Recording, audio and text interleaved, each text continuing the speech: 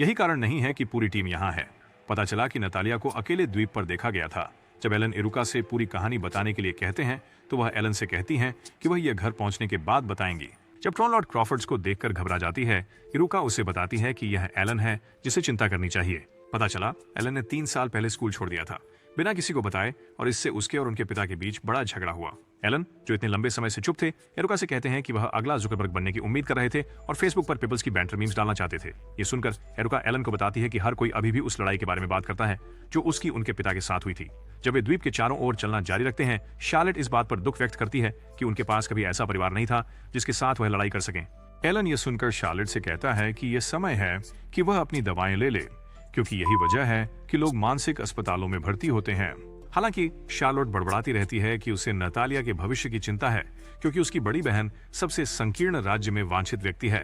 फिर Elon Charlotte को आश्वस्त करता है कि चूंकि सभी आरोप झूठे हैं, वह उसकी मदद करें, लेकिन इससे पहले कि वे उसका समर्थन कर सके, लू और गोसेट्सू जल्दी से एलन पर कूद जाते हैं, ये बताने के लिए कि वे वहां शार्लोट के लिए हैं। उसी समय बाजार में लड़ाई शुरू हो जाती है।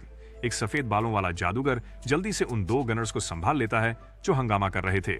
एरिका उस आदमी को देखकर मुस्कुराती है और उसे बुलाती है। जादूगर आता है, एलन और चार्लोट का अभिवादन करता है।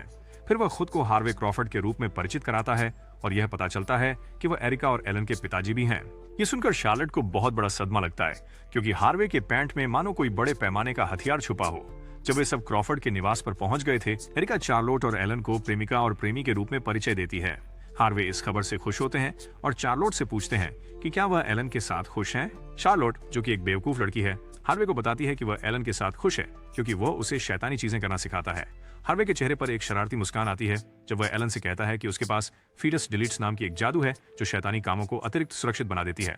इससे एलन और शार्लोट दोनों बहुत शर्मसार हो जाते हैं। तेजी से एलन हार्वे से कहता है कि वे शादी तक इंतजार कर रहे हैं, जिससे बूढ़ा आदमी एलन से कहता है कि उसे घर लौट जाना चाहिए। हालांकि एलन दृढ़ता से मना कर देता है और हार्वे से कहता है कि वह अपने महल में आराम से रह रहा है।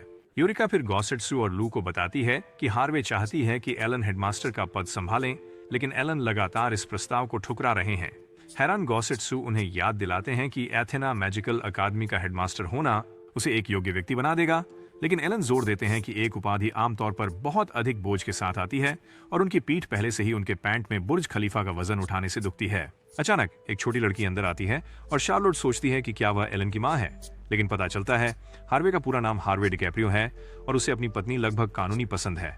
फिर एलन शार्लेट को बताते हैं कि हार्वे हेडमास्टर का पद इसलिए देना चाहते हैं क्योंकि वह उन्हें और इरुका को और भाई बहन देना चाहते हैं। जब हार्वे और एलन आपस में टकराते हैं तो शार्लोट इरुका और हार्वे की मां लिजी को बताती है कि उनका घर कितना जीवंत है।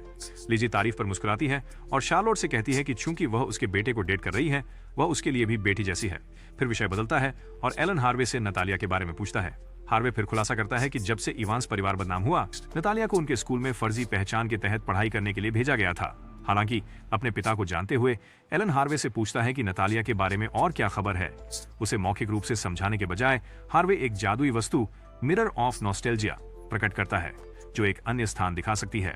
शीशे में हार्वे ट्रोमेलॉट और एलन को दिखाता है कि कैसे नतालिया एक पूरी गुंडा बन गई है और अब अन्य बदमाशों पर राज करती है। जैसे ही ट्रोमेलॉट घबराने लगती है, हार्वे उसे आश्वासन देता है कि नतालिया पूरी तरह खराब नहीं है। दर्पण के माध्यम से पता चलता है कि जबकि नतालिया वास्तव में अन्य गुंडों पर हुकुम चलाती है, वह अपने अधीनस्थों का भी ख्याल रखती है।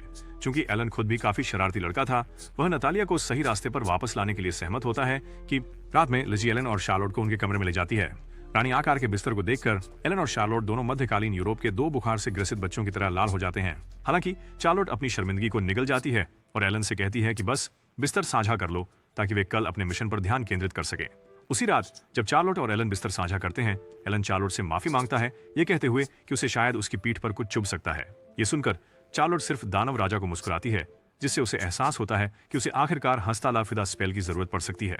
हालांकि मिशन से थक जाना नहीं चाहते हुए एलन एक मंत्र का उपयोग करने की कोशिश करते हैं जिससे उन्हें नींद आ जाएगी, लेकिन जिस क्षण वह जादू का प्रयोग करता है, एलन को पता चलता है कि उसका जादू काम नहीं कर रहा है। ये जानने के लिए उत्सुक कि ऐसा क्यों हो रहा है, एलन बिस्तर का अध्ययन करता है और ये महसूस करता है कि किसी ने एलन को सोने से रोकने के लिए उस पर एक विशेष जादू किया है। और निश्चित रूप से वो व्यक्ति कोई और नहीं बल्कि इरुका है, जो गेरसेत्सु के साथ अपने भाई के कमरे के बाहर खड़ी है, ताली की आवाजें सुनने की प्रतीक्षा कर रही है। इस बीच कमरे में शार्लोट और एलन दोनों सो नहीं पा रहे हैं। केवल असहजता के कारण शार्लोट एलन से बातचीत शुरू करती है और बताती है कि वह लिजी और हार्वी के बीच के प्यार से ईर्ष्या करती है।